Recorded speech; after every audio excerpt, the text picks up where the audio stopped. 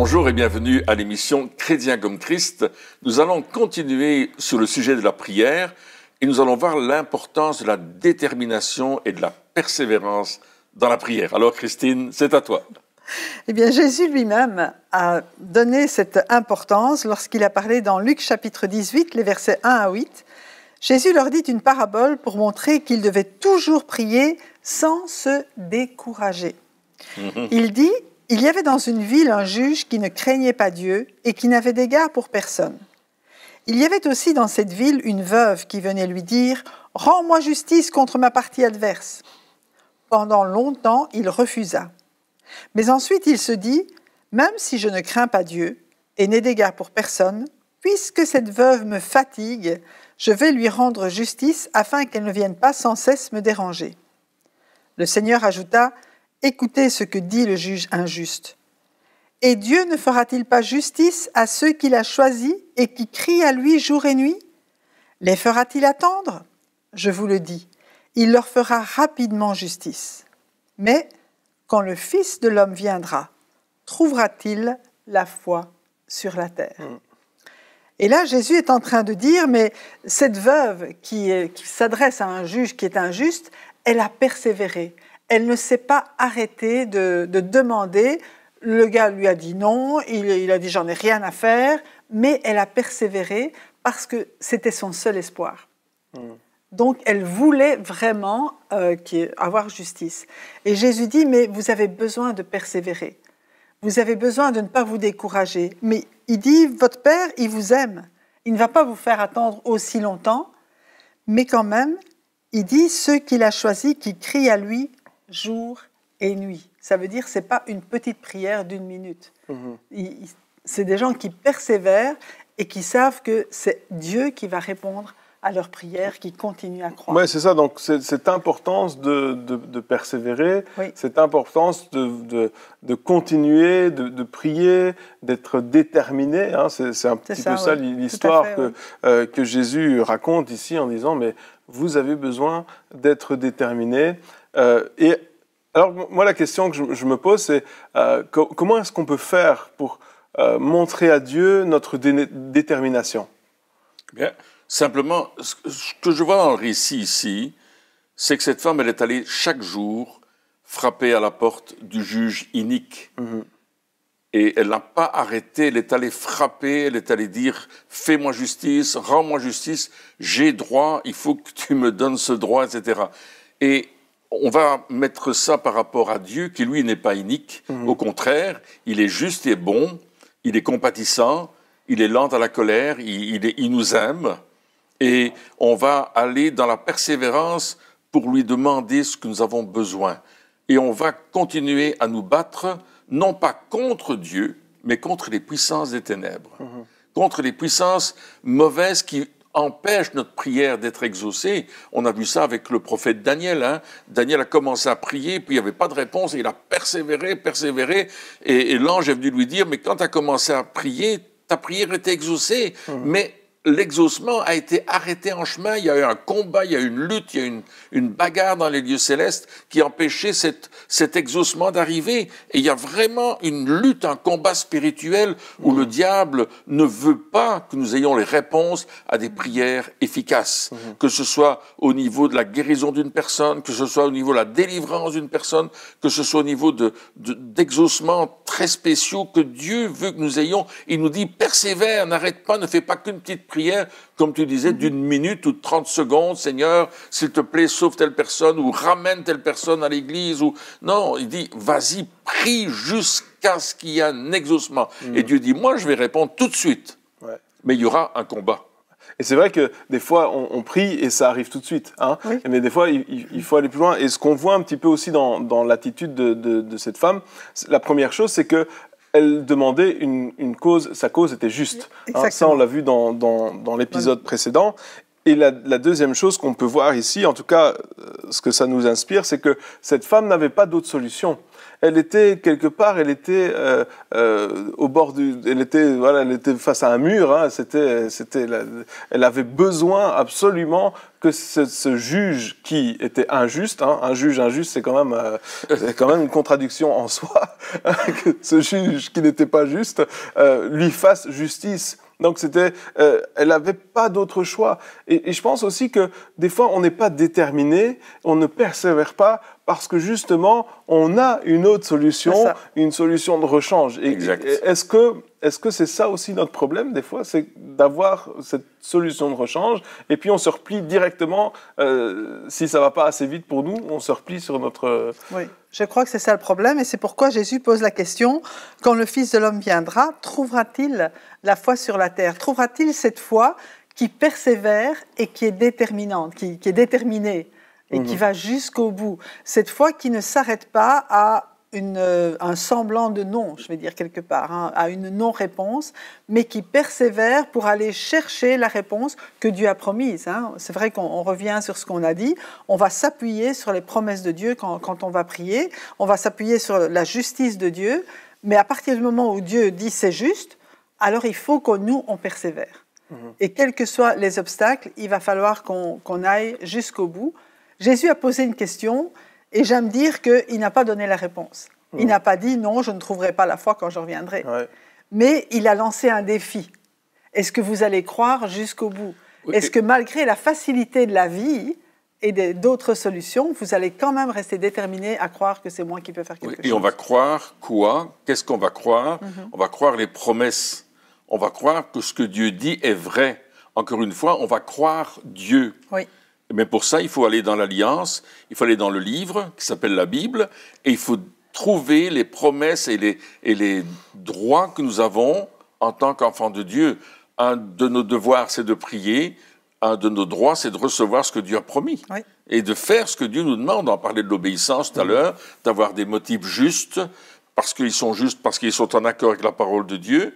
Ils sont dans l'obéissance parce que nous obéissons à ce que Dieu nous demande de faire. Et là, on va exiger que l'ennemi n'arrête pas ce que Dieu nous a promis parce qu'on va le recevoir. Et Dieu l'a promis, s'il l'a promis, on va l'avoir. S'il l'a promis, c'est là, c'est comme ça. Et arrêtons de toujours dire non, ben oui, on a une autre solution alternative, etc. Je disais dans un de mes messages dernièrement, justement, que en prenant Jacques, chapitre 5, verset 16, quelqu'un est-il malade? Qu'il appelle les anciens, etc. Et puis il y a des gens qui disent, mais il y a certaines maladies que Dieu ne répond pas. Il dit, mais si ça avait été le cas, Jacques aurait dit, pour telle maladie, il ne répondra pas. Non, il ne dit pas si quelqu'un est malade, il n'a pas dit la maladie, il n'a pas spécifié.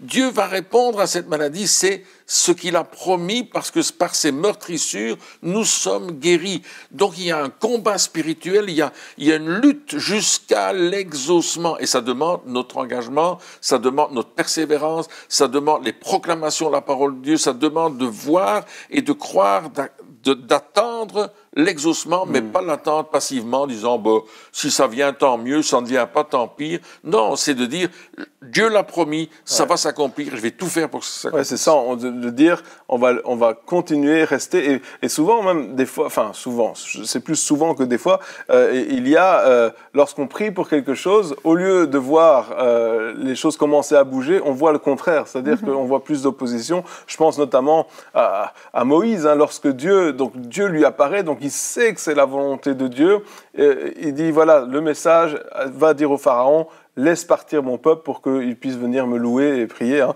Et donc, il a ce message, il sait que c'est de Dieu, il sait que c'est la volonté de Dieu, il a une assurance que, voilà, c'est bien cela. Et donc, il va avec cette assurance en disant au Pharaon, laisse partir mon peuple. Et au lieu de le laisser partir, en tout cas, alors nous, on lit l'histoire, puis on connaît. Donc, on se dit, bah oui, à la fin, ça se finit bien. Mais oui, mais quand il était là, dans cette épreuve, le Pharaon, il dit, ah, c'est comme ça, vous allez avoir plus de travail, vous allez avoir plus de souffrance, vous allez être, etc. Donc, au lieu que les choses se débloquent, ça s'empirait. Et quand c'est comme ça, on a la situation qui est contre nous, Et puis des fois, on a aussi des personnes qui sont proches, qui sont contre nous aussi, parce qu'ils disent, mais pourquoi est-ce que tu crois que Dieu va faire quelque chose? Tu devrais arrêter de persévérer, faut pas que tu pries, il faut pas que tu fasses ces choses-là, trouve une autre solution. Donc on va avoir les circonstances, et malheureusement, des fois, on a aussi d'autres personnes qui viennent pour nous dire, arrête, calme-toi, c'est fini. Même quand on a cette assurance, et c'est là aussi la persévérance, c'est justement... dans l'opposition, c'est quand ça va pas. Et puis, Moïse a continué. Il a continué malgré tout. Il a persévéré. Il a continué à lui dire, laisse partir mon peuple, laisse partir mon peuple, laisse partir mon peuple. Et finalement, la dernière plaie, tout s'est débloqué tout d'un coup. Et non seulement ils ont pu partir, mais ils sont partis avec les richesses. Donc c'était pas simplement une réponse à une prière, c'était la réponse à la prière, parce que la prière c'était partir. Et puis, la demande en tout cas. Et puis en plus de la réponse à la demande, c'était une bénédiction supplémentaire. Mais il y avait besoin de la persévérance. Mais on voit l'obéissance de Moïse. Excuse-moi. Non, c'est ce que j'allais dire. Donc mais on voit l'obéissance de Moïse. Dieu lui dit, fais quelque chose. Il le fait. Et il persévère jusqu'au bout. Là, on a une opposition du roi d'Égypte, du Pharaon, qui s'oppose à tout casser contre lui, malgré les bénédictions qu'il a vécues auparavant avec Joseph, etc. On connaît cette histoire-là. Et puis ils s'en vont parce que la promesse donnée à Moïse, c'est le pays de Canaan. C'est le pays de la promesse. Ils vont partir là-dedans. Et là, c'est le peuple qui s'oppose à Moïse en disant, mais pourquoi tu nous as fait sortir d'Égypte? On va mourir dans le désert. Et qu'est-ce que c'est? Parce que c'est pas une mince affaire. Il y a 1 million de personnes, plus les animaux, les troupeaux et tout le reste.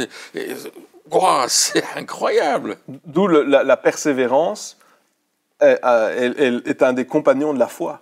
C'est ça. Je crois que tu as écrit un livre là-dessus. Mais la persévérance, c'est ça. La persévérance, c'est le compagnon de la foi. Oui. Parce que lorsque je ne peux pas persévérer si je ne crois pas que Dieu va le faire. Et donc, et dans ma foi, j'ai besoin de persévérance. C'est vraiment deux choses qui vont ensemble. Et la foi se démontre par la persévérance. Donc, c'est vraiment une foi qui va jusqu'au bout, qui va jusqu'à l'exaucement. Parce que la foi reçoit ce qu'elle a demandé. L'espérance espère pour plus tard, c'est très bien l'espérance, mais la foi reçoit, donc elle va jusqu'au bout, jusqu'à l'exaucement. C'est vraiment une des caractéristiques. Et la foi, c'est quelque chose d'actif. Oui. C'est pas simplement dire « Oh, j'ai foi, oui, Dieu va répondre ». Non, c'est actif. Il y a une action dans la foi. Il y a une action pour aller plus loin. Moïse a eu foi dans ce que Dieu lui a dit. Il est allé trouver Pharaon. Il a agi par la foi pour quelque chose qu'il ne voyait pas encore, retourner dans le pays de la promesse, faire sortir 1 million de personnes de l'Égypte, enlever tous ces gens-là qui avaient vécu pendant toutes ces années, 430 ans, ils étaient restés là, tout d'un coup, ils vont partir, ils vont laisser leur maison, ils vont tout laisser parce que Moïse, un homme, va avoir la foi pour un changement radical. Ça, c'est de la persévérance, c'est de l'obéissance et c'est de la détermination. Il a cru Dieu au lieu de croire les circonstances. Il a gardé ses regards sur Dieu, sur ce que Dieu avait dit. Il a dit, OK, ma vie, toute mon attitude va être en fonction de ce que Dieu a dit et pas en fonction des circonstances autour de moi. Et par contre, c'est aussi important de dire que persévérance, ça ne veut pas dire qu'on n'est pas découragé. Moi, je suis sûr que Moïse, lorsque il voyait la réponse du Pharaon, ça devait quand même le décourager. Et des fois, les chrétiens qui parlent de la foi, qui parlent de la persévérance, ils oublient, c'est comme si on occulte cet état de fait, le fait de pouvoir être découragé. Et ça arrive parce que c'est un combat, parce qu'il faut continuer, parce qu'on est humain. Et là, on a ce découragement qui vient, mais ce n'est pas le découragement qui règne, ce n'est pas le découragement qui est décisif dans notre vie, c'est la foi. Et c'est normal, lorsqu'on persévère dans la prière, qu'il y ait des temps où on est découragé, qu'il y ait des temps où on ait envie de baisser les bras, qu'on ait envie d'arrêter le combat, à cause justement de toutes ces choses qu'on voit. Mais lorsque nous avons cette intimité avec Dieu, et on en reviendra toujours à cela, on regarde à Jésus. Et là, à ce moment-là, on reprend la marche. Je me souviens d'un témoignage d'une femme de Dieu qui disait Elle disait, il y a des fois dans mon ministère, j'ai envie de tout arrêter. C'est quelqu'un qui est assez connu. Elle dit, j'ai envie de tout arrêter. J'ai envie d'être vendeuse dans un magasin de vêtements, dans un rayon où il n'y a personne qui viendra. On comprend ça très bien. Bien loin de la foule, etc. Et elle dit, j'en ai marre, j'en peux plus. Enfin, c'est trop difficile. Et après, elle dit, et ensuite, je viens vers Jésus.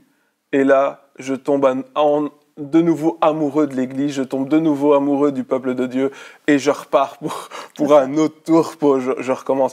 Et c'est ça aussi la persévérance. Ouais. C'est pas dire non, je serai jamais découragé, j'aurai jamais de doute, etc. Non, oui, il y aura des phases, mais le découragement ne régnera pas, le doute ne régnera pas, parce que je vais regarder à Jésus qui va me redonner la force, qui va me redonner cette détermination, qui va me redonner l'envie de continuer. Et si on veut voir des choses se passer, si on veut voir du résultat, eh bien, il y aura ce prix de la persévérance. Ouais. Il y aura ce prix parce que la persévérance, c'est quelque chose de précieux, c'est quelque chose qui a de la valeur. Hein, et il y a de la valeur à persévérer, il y a de la valeur à être déterminé. Et c'est comme ça qu'on voit justement Dieu répondre aux prières. Oui, mais on doit persévérer dans les bonnes choses. Oui, absolument. On doit persévérer dans le bon sens, c'est-à-dire toujours en communion avec Dieu, toujours en communion avec sa parole, toujours en communion avec les frères et sœurs, toujours dans cette ligne de dire « je vais aller jusqu'au bout parce que je sais que c'est cela que Dieu veut ». Moïse, il est allé jusqu'au bout parce qu'il savait que c'était ça que Dieu voulait, qu'il aille vers le pays promis, malgré que le peuple était rebelle, malgré que le peuple était tout le temps en train de râler. Mais il avait quand même des gens qui étaient avec lui. Absolument. Il y avait quand même des gens qui étaient avec lui. Hein. Et ça aussi, c'est important. Dieu ne veut pas d'électrons libres. Hein. Des fois, on se dit, oh, moi je vais persévérer parce que je sais que c'est Dieu, mais on est totalement à côté de la plaque parce qu'on dit, je vais le faire tout seul. C'est ça. Mais ça, c'est jamais, enfin, je veux dire, dans la Bible, en tout cas, il y a cette unité, il y a toujours quelqu'un. Hein, il y avait Aaron et Hur, il y avait, après, il y avait d'autres personnes, il y avait Josué qui était là, avec Caleb, ils étaient déterminés, ils avaient cette même foi. Je suis sûr que ça a encouragé Moïse, hein, parce que oui, il y avait le peuple, une partie, en tout cas, dès qu'il y avait un problème, c'était la fin du monde. Mais il y avait quand même des personnes qui ont dit au peuple, hé, les gars, on va suivre Moïse, on va continuer, ça c'est ce que Dieu veut, c'est là qu'il veut, arrêter de perdre la foi. Et puis il y avait cette temps d'assignation, la temps de la rencontre, où Moïse allait régulièrement, et là dans cette temps de la rencontre, il parlait face à face avec Dieu, comme on parle avec un ami. Ouais. La gloire de Dieu descendait sur cet endroit. Les gens, quand ils voyaient Moïse aller vers la tente, tout le monde savait qu'il allait se passer quelque chose, que Dieu allait descendre. Et ils se prosternaient, le peuple se prosternait, parce qu'ils disaient « Waouh, qu'est-ce qui se passe ici? Dieu va parler à Moïse, on va avoir une direction, on va avoir... » Et journellement, il y avait cela. Si on veut de la persévérance, il faut que journellement, on aille dans la tente d'assignation, c'est-à-dire dans la présence de Dieu, et qu'on laisse descendre la gloire de Dieu sur nos vies, parce que Dieu veut nous parler, on est devenus les amis de Jésus. Et parce qu'on ne peut pas persévérer avec nos propres forces. Ah, ça, tout à fait vrai. On ne peut pas continuer une lutte avec nos propres forces. À un certain moment, on va s'épuiser, on va faire comme tout le monde, avoir un burn-out, on va tomber en dépression, mais c'est des réalités aujourd'hui. Lorsque on essaye de persévérer, de continuer, d'être déterminé avec nos propres forces, c'est ce qui arrive, parce que notre corps ne suit pas, notre mental ne suit pas, mais comme tu le dis, cette rencontre avec Dieu, cette communion avec Dieu, cette intimité avec Dieu, c'est ça qui va nous permettre de persévérer sans pour autant détruire notre santé. Oui. Et c'est là que c'est important, comme tu le disais, d'être vrai avec Dieu. On peut aller vers Dieu en disant aujourd'hui je suis découragé, j'ai besoin que tu me fortifies, j'ai besoin que tu m'encourages. Et Dieu le fait, parce que c'est un partenariat. Il connaît nos besoins, il connaît nos faiblesses, mais c'est lui qui vient pallier, que le faible dise je suis fort, parce qu'on vient à la source, on vient se ressourcer dans ce qu'on a besoin de foi et de persévérance. Et comme tu le disais, c'est pas la peine de crier je suis fort, etc. On a besoin de la force de Dieu. On n'a pas besoin de présomption. On a besoin de reconnaître que c'est par sa force, c'est par sa grâce que je peux continuer. C'est lui qui vient me me renouveler, mais sans lui, je ne peux pas continuer. Et on doit être vrai aussi entre nous, oui. De dire, écoute, aujourd'hui, ça ne va pas fort. Je ne sais pas, mais j'ai la flemme. Ça ne doit pas devenir une généralité. Non, bien sûr. Tous les jours, c'est ça ton truc. Bon, mais on va prier autrement pour toi. Non, mais encouragez-vous les uns les autres, exhortez-vous les uns les autres. Ouais. C'est vrai qu'on a besoin, en tant que frères et sœurs, en tant que famille, il y en a un qui fléchit, les autres le remontent. D'ailleurs, il y a un événement intéressant avec l'attente de la rencontre. À un certain moment, Dieu va dire, rassemble tous les chefs des tribus, parce que je vais donner l'esprit de prophétie qui est sur toi, je vais leur communiquer. Oui. Et ils se rassemblent, et ils sont dans cette tente d'assignation, et c'est exactement, Dieu descend dans sa gloire, et puis cette prophétie est communiquée à tout le monde, et il commence à prophétiser, à parler de la part de Dieu. Mais il y en a deux qui ne sont pas venus, Eldad et Médad, ils sont restés dans le camp, et eux, ils reçoivent, ces deux chefs, ils reçoivent la même onction. Peut-être qu'ils n'ont pas reçu l'invitation, leur GSM était coupé, ils n'ont pas eu les SMS, je sais pas. Ou c'était des retardataires. Ça. Mais l'onction est descendue sur eux, et ils ont commencé à prophétiser dans le camp. Non plus seulement dans la tente, mais dans le camp. Et le but de Dieu, c'était justement d'être là dans cette présence, et dans la présence de Dieu, il y a le miracle qui se produit. Dans la présence de Dieu, lorsque Dieu descend, ça atteint tout le monde. Pas seulement les leaders, mais ça atteint toute l'Église. Ouais. Ce qui va reposer sur les leaders va reposer sur l'Église. Donc cet esprit de persévérance, cet esprit de détermination, cet esprit de communion avec le Saint-Esprit, quand il vient sur notre vie de leader, la vie de ceux qui doivent conduire l'Église, ça se répand à toute l'Église qui reçoit cette même bénédiction. Alors oui, persévérons, allons jusqu'au bout, allons plus loin encore et communiquons cette persévérance. Oui, c'est vrai que lorsqu'on rencontre une personne justement qui persévère, peu importe qui elle est, on a envie de persévérer aussi. Ouais. On a envie de continuer aussi. Ça nous redonne aussi du courage. Lorsque une personne nous dit, tu sais, moi, j'avais pas ça, j'ai prié, j'ai pas eu la réponse tout de suite, j'ai continué, encore rien, j'ai continué, encore rien. Et puis après, ça s'est débloqué. Là, tu te dis, waouh, ok, si Dieu le fait pour lui, il peut le faire pour moi aussi. S'il l'a fait pour ça, je vais. Et donc, c'est ça, on a besoin de persévérer, et comme on le disait aussi, de se rappeler de ce que Dieu a déjà fait dans le passé, de se rappeler que Dieu a agi, que Dieu a fait des choses merveilleuses. Après, des fois, des semaines, des mois, des années de persévérance. Il y a des personnes qui ont prié pour leur famille pendant 10 ans, pendant 15 ans, pendant 20 ans. Et la plus grande persévérance, c'est celle d'Abraham, parce qu'il n'y a personne qui l'a battu pour l'instant au niveau du timing, parce qu'il lui a fallu une centaine d'années pour avoir un fils. Donc, je pense que là...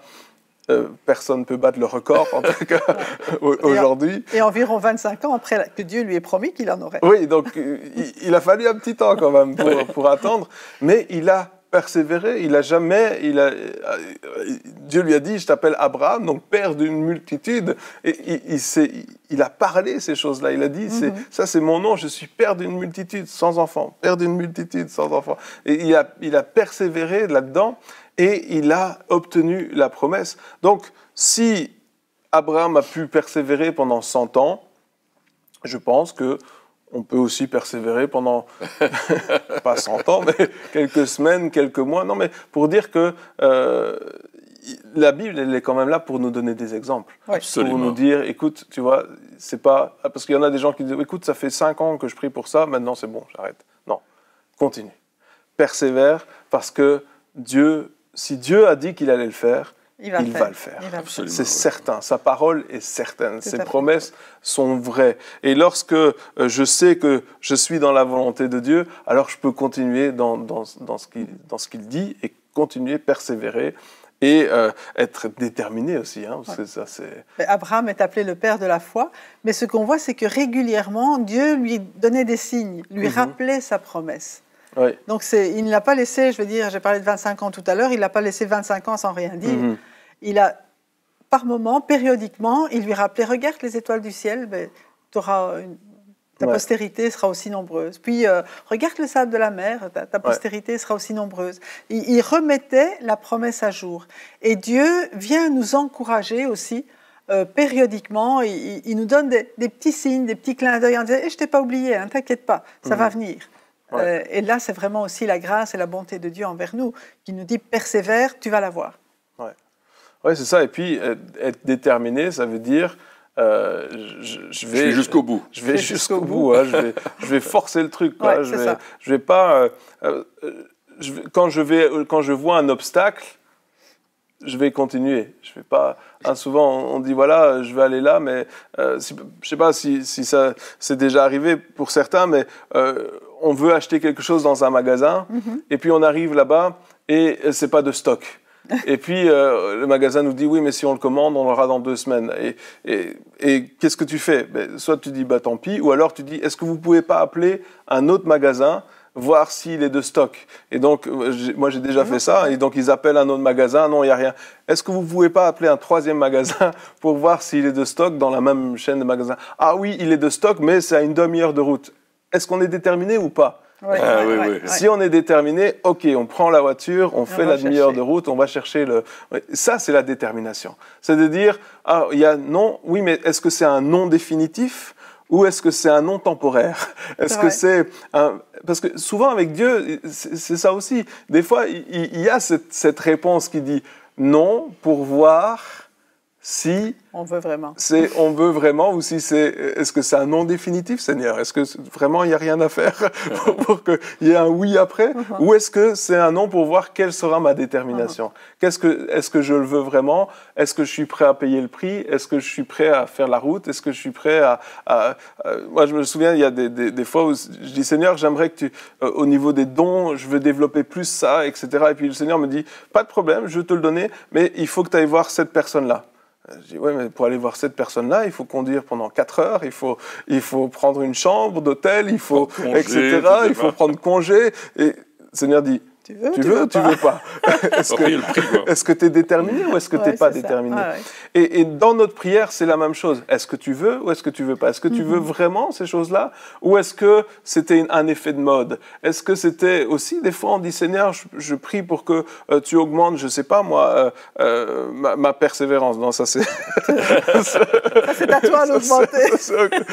Mais Seigneur, je prie que tu fasses ça au travers de moi. Seigneur, je veux voir ceci au travers de moi. Ok, pas de problème. Et le Seigneur dit, mais je veux le faire. Seulement, est-ce que tu le veux vraiment? Est-ce que tu es prêt à payer le prix ou pas? Est-ce que tu es prêt à avoir ces choses-là? Seigneur, je veux voir des âmes sauvées. Oui, moi aussi, je veux voir des âmes sauvées au travers de ta vie. C'est clair, ouais. Mais qu'est-ce que tu es prêt à faire pour voir ces âmes sauvées? Ou est-ce que... Parce que la Bible nous dit que Dieu, il agit avec nous. Hein, oui. c'est un esprit d'équipe, hein, c'est une collaboration. Oui. Et donc, le Seigneur dit, ok, mais je ne fais pas tout. Tu as ta part à faire aussi. Et je crois que aussi dans la prière, justement, pour voir cette prière efficace, cette détermination, elle est indispensable. Elle est indispensable. Des personnes, Dieu cherche des personnes, comme il est dit dans la fin de ce passage, hein, est-ce que je vais trouver la foi sur la terre? Dieu cherche des personnes qui vont être déterminées, qui vont persévérer, qui vont voir plus loin que juste leurs besoins, comme on le voyait dans l'émission précédente, et qui vont dire, Seigneur, je crois que tu veux le faire, et je suis prêt à payer le prix pour voir ta gloire se réaliser dans ma vie, dans la vie des autres, dans cette ville, dans l'église, peu importe. Je veux voir et je suis prêt à payer le prix. Eh bien, chers amis, merci encore d'avoir suivi cette émission et puis on se retrouve très bientôt pour la suite.